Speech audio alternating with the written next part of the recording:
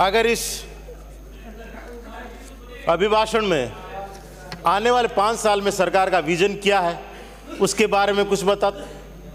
रोजगार की बात करते, कहीं रोजगार का नाम नहीं है 5 साल में कि सरकार आने वाले समय में रोजगार के लिए क्या कर रही है। जो सरकारी भर्तियों की प्रक्रिया चल रही उनको कब तक पूरा करने का है उसमें कुछ नहीं बोला गया है। सिर्फ और सिर्फ पिछली सरकार पर कामों पर छींटाकशी करने का काम किया गया। बात राम राज्य की जा रही है, पर इस शासन में हो क्या रहा है। मुख्यमंत्री जी बैठे थे, अभी चले गए। बताना चाहता हूं कि सुजानगढ़ में एक सड़क का निर्माण किया गया था पिछली सरकार में। 2 लेन को 4 लेन किया गया, जिसमें एक गेट था उसको तोड़कर दोबारा उस गेट का निर्माण हुआ, जिसका उद्घाटन हो।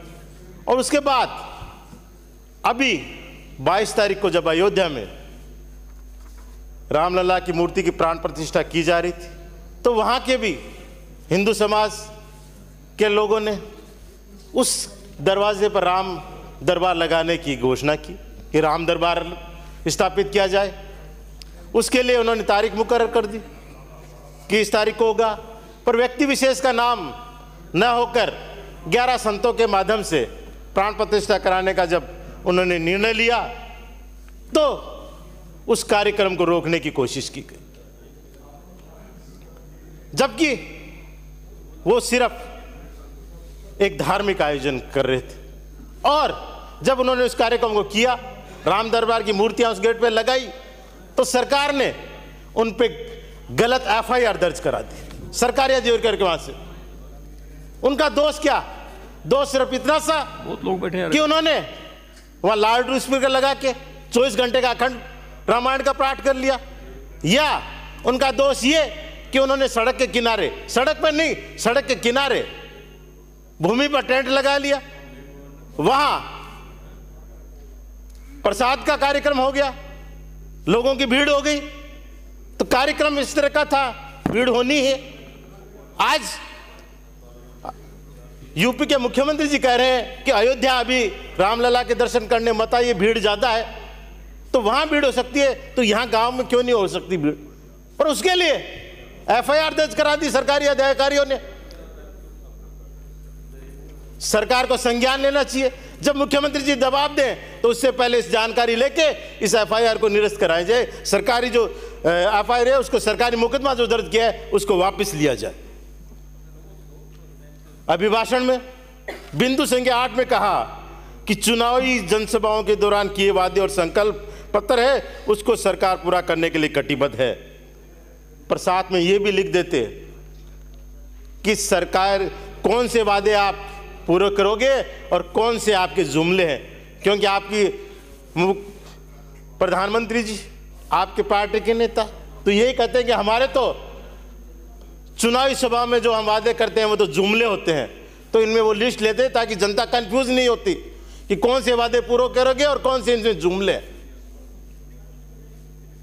आप लोगों ने उसमें कर्ज की बात की कि 5 साल में पिछली सरकार के समय कर्ज दुगना लगभग हो गया। साथ में यह भी लिख देते कि केंद्र सरकार में तो 3 गुना कर्ज हो गया, इन्फ्लेशन रेट बढ़ रही है, केंद्र का उसमें नियंत्रण है तो कर्ज भी बढ़ रहा है। और साथ में यह भी लिख देते कि उससे पिछली सरकार में कितना कर्ज छोड़ के गए थे और कितना बढ़ा, ताकि तुलना हो जाए। हाँ, लिखा हुआ है, तभी तो कह रहा हूं कि जहां 3 गुना बढ़ रहा यहां तो 2 से भी कम है।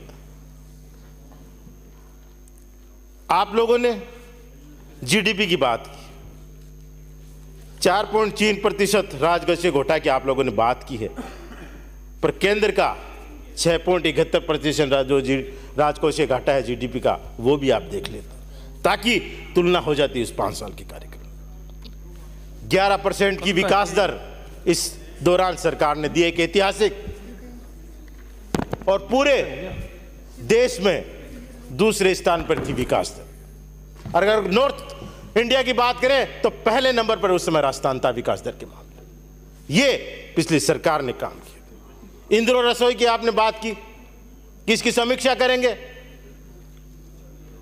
इसका नाम बदलकर अन्नपूर्णा रसोई करेंगे, पर कम से कम नाम बदल दो, उसमें कोई दिक्कत नहीं है।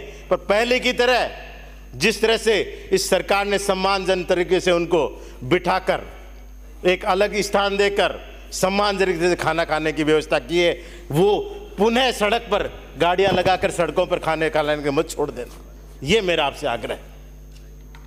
उसमें आप जो रसोई है आप सुधार करो, नाम बदलो, वो आपकी इच्छा, पर कम से कम वो ध्यान जरूर रखना। आप लोगों ने बात करी है कि गेहूं का एमएसपी 2700 रुपये करें, पर अभी 2400 रुपये कब तक करने का है? जो घोषणा हुई है वो 2400 रुपये की, वो भी आप बताएं। 5 साल बाद करेंगे, तो 5 साल बाद में 5 साल में करेंगे। जरूर तो किसान को आज है, 5 साल तक वो इंतजार करेगा आपकी।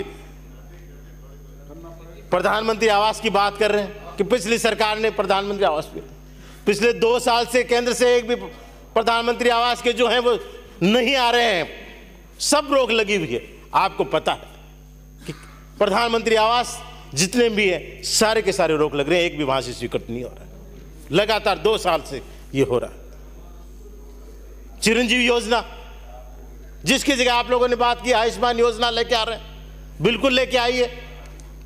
जो चिरंजीवी योजना देश ही नहीं पूरी दुनिया का मॉडल बन गया, उसको आप बंद करना चाह रहे हैं, पर उसमें जो 25 लाख का इलाज है उसकी व्यवस्था तो आप कीजिए। उन गरीबों की तरफ देखिए जिनके पास जेब में पैसा नहीं है, उनकी कैसे इलाज होगा।